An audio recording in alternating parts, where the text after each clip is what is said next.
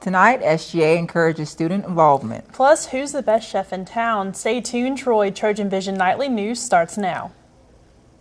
Definition Digital Production Center on the Troy campus with news from Troy University locations around the world.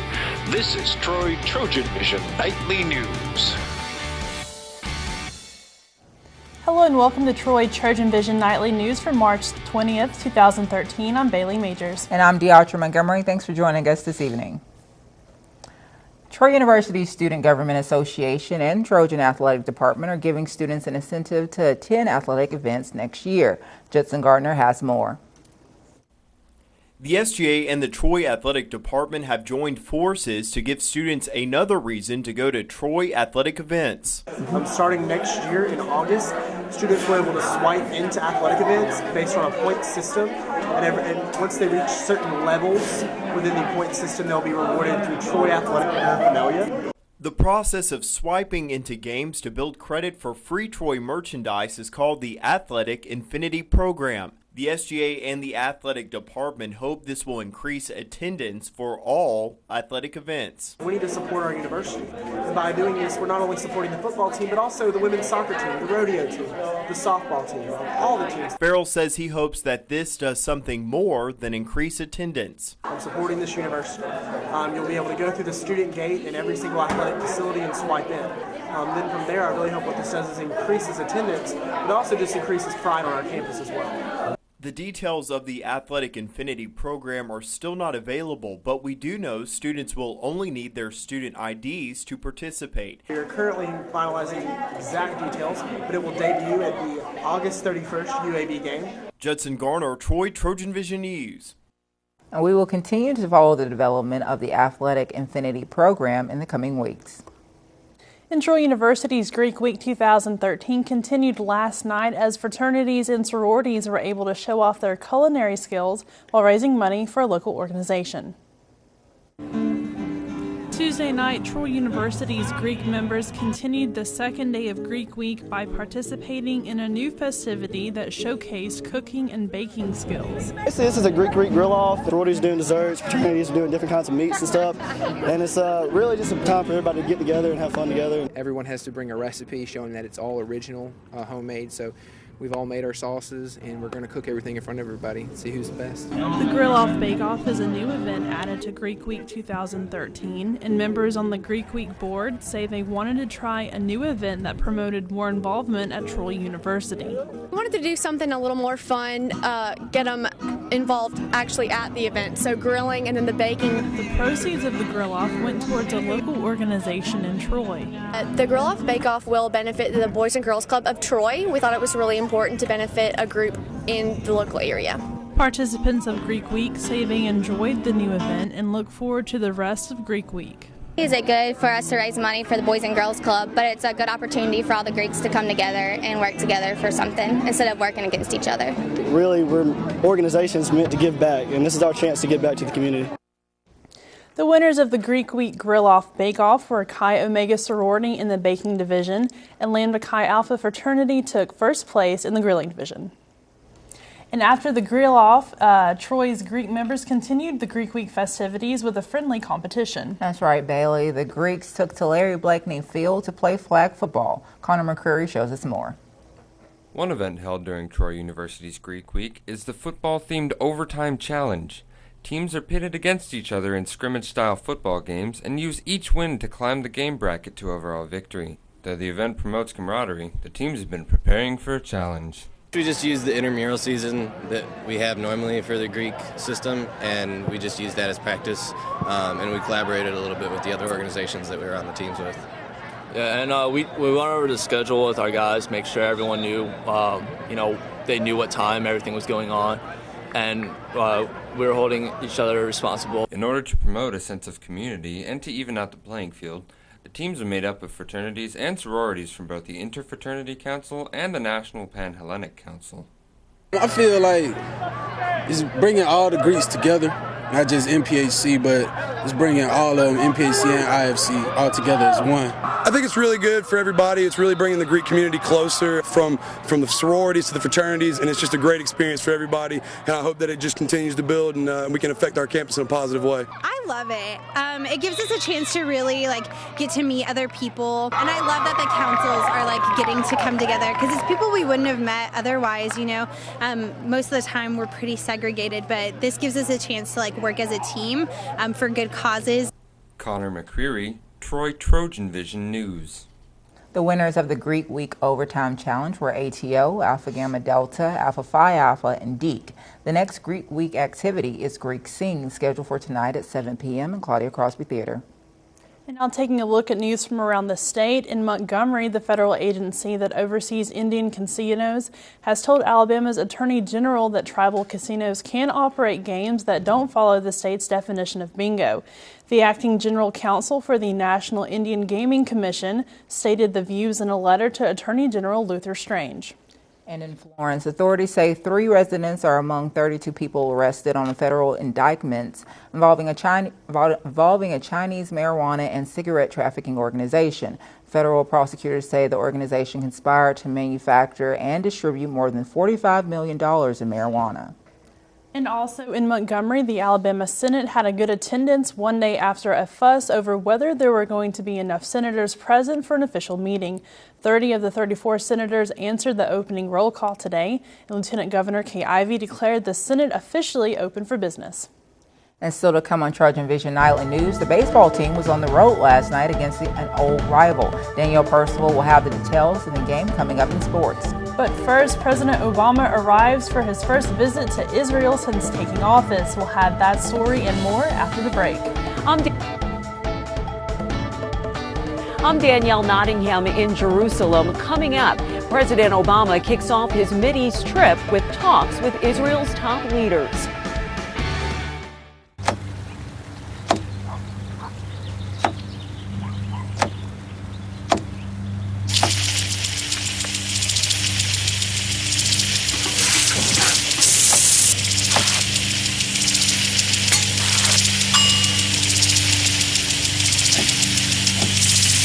Clean kitchen surfaces, utensils, and hands with soapy water. 1 in 6 Americans will get sick from food poisoning this year. Keep your family safer. Check your steps at foodsafety.gov. For me, professionally, I wanted a degree that actually means something. And Troy had a great reputation academically. There's a number of, folks in Congress that have degrees from Troy. I think that tells you an awful lot. On campus or online, Troy offers you an extraordinary education that's respected around the world. Troy University. It's all you need to know.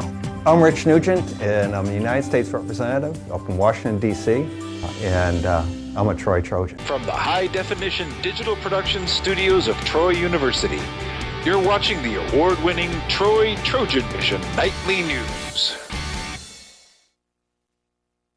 Across the nation and around the world, we'll go to Deatra Montgomery at the Global News Desk. Deatra. Today, promising continued support for Israel's security. Daniel Nottingham has the latest in Jerusalem. It's good to see you. How are you? Good to see you.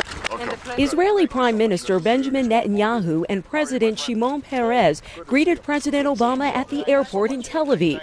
President Obama broke the ice with a joke about his problems in Washington. Netanyahu laughed and said, "Believe me, I know." This is President Obama's first trip to Israel as commander-in-chief. He and Netanyahu met privately about the most pressing issues. Our policy is to prevent Iran from acquiring a nuclear weapon. We prefer to resolve this diplomatically, and there's still time to do so. Security is tight here in Jerusalem. Streets are closed and Israeli police are camped out every place President Obama will go. He signed a guest book at the Israeli president's house, and the two planted a tree before sitting down to discuss Syria, Iran, and Middle East peace.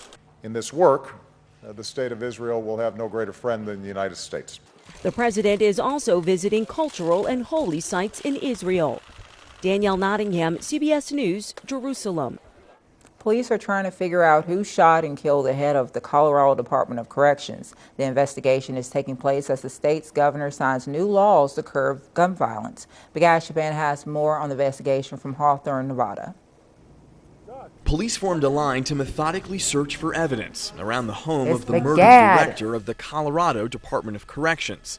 Investigators say someone shot and killed Tom Clements when he answered his front door Tuesday night. A family member inside the house called 911. Officers are talking with neighbors to find out what they saw. Police say they don't have a suspect and are trying to determine the gunman's motive. Clements, who was 58, took over the top job at the Department of Corrections 2 years ago after a 30-year career in Missouri. We're sensitive to the fact that that opens up the possibilities for different people who may want to target him for one reason or another. However, we remain open-minded to all the other possibilities as well. Governor John Hickenlooper expressed disbelief at the shooting. He was a dedicated, committed, funny, caring expert at corrections. The governor signed new legislation Wednesday aimed at stopping gun violence.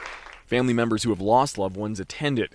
Sandy Phillips' daughter, Jessica, was killed in the Colorado movie theater shooting 8 months ago. This bill is going to save lives. We may never see the lives that are saved, but we know we're saving lives. But the Phillips also say they don't want to take away the right to own a gun.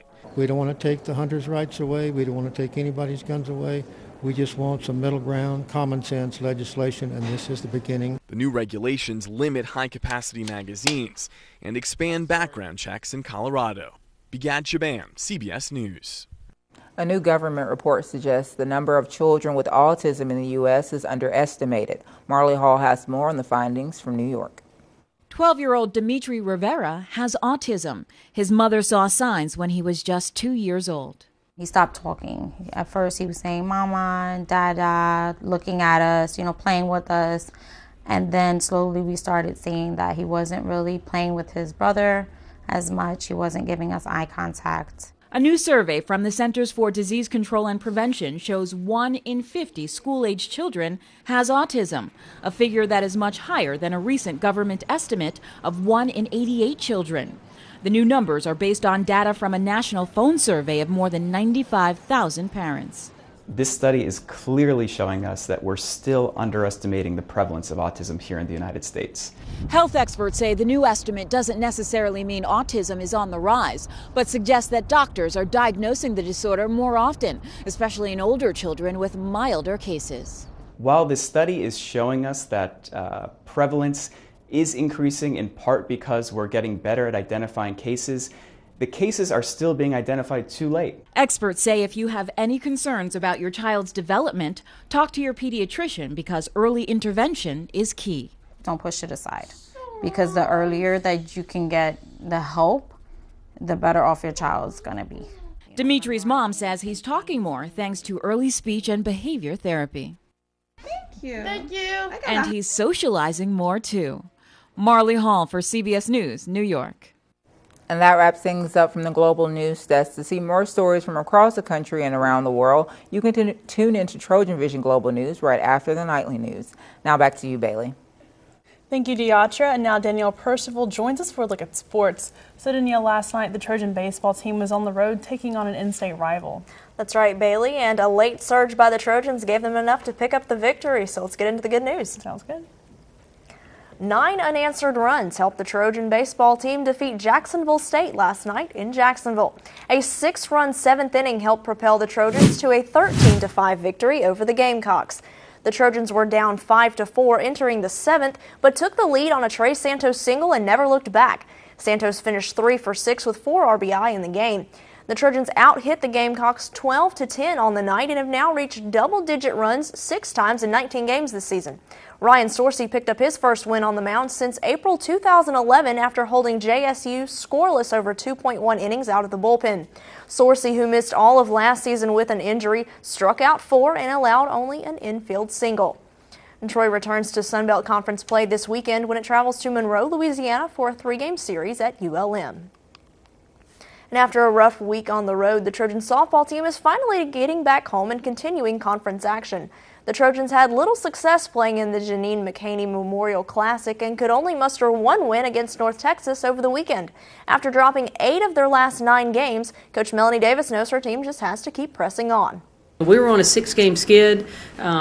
We played out in the Texas State tournament with very, very limited pitching due to illness and injuries and so forth. And our kids could have really had a negative mindset coming into that North Texas series, but they didn't. They knew that they were 1-1 in Sun Belt play, have a chance to control their own destiny, and they're a bunch of fighters. The Trojans will be in action at home on Saturday with a doubleheader against ULM beginning at 1 o'clock. And last night, Sartain Hall was filled with Trojan athletes and fans for the first time in quite a while. And though it wasn't the basketball team hitting the court, there were still some hoop skills being shown off.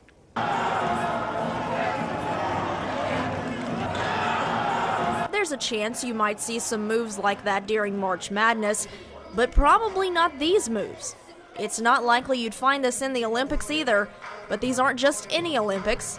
It's the Trojan Olympics. We wanted to do something fun, obviously, for them in the spring semester, because there's not much competition going on. We're all lifting weights, we're conditioning, we're doing all kinds of things in order to get better, stronger, faster, but there's not much competition. So we want to do something fun, have the guys compete, and, be able to show a little bit of personality and that types of thing. The Trojan Olympics are part of the Trojan Challenge. The football team is drafted into 10 teams, each represented by a member of the program, such as Team Blakeney or Team Smooth, and those teams are competing against one another throughout the spring semester. And things such as academics, getting great grades on their progress report, bringing in good grades, going to study hall, class attendance, that types of thing. Also community service. Each team every week is responsible for getting out in the community and doing some type of community service, or they lose points. While the Trojan Olympics is all about fun and games, these players will be taking away lessons they can use on the football field. It's a mental thing, so that's what we need on the field. You know what I'm saying? When we close in the game and we got to win and it's the fourth quarter, we got 2 minutes left, it's all mental. You know what I'm saying? Who want to win? From Dancing with the Stars to a dunk contest, players are able to showcase their skills off the football field. However, Beckles says what the coaches learn from these competitions is something much more important.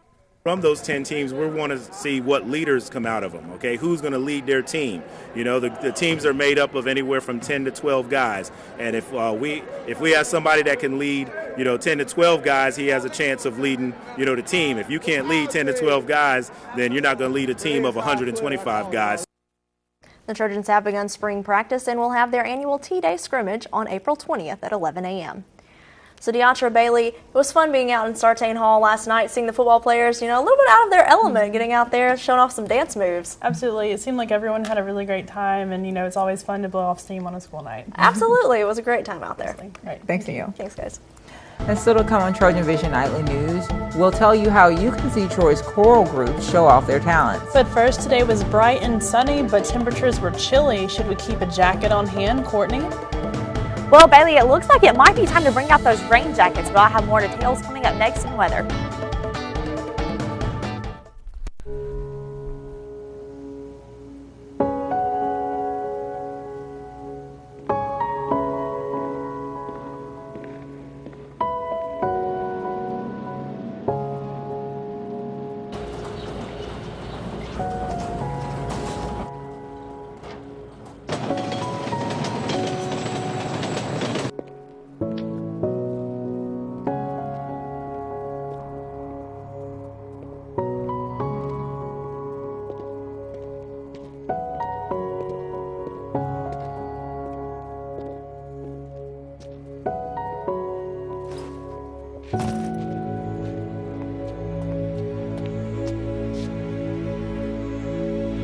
Welcome home, man.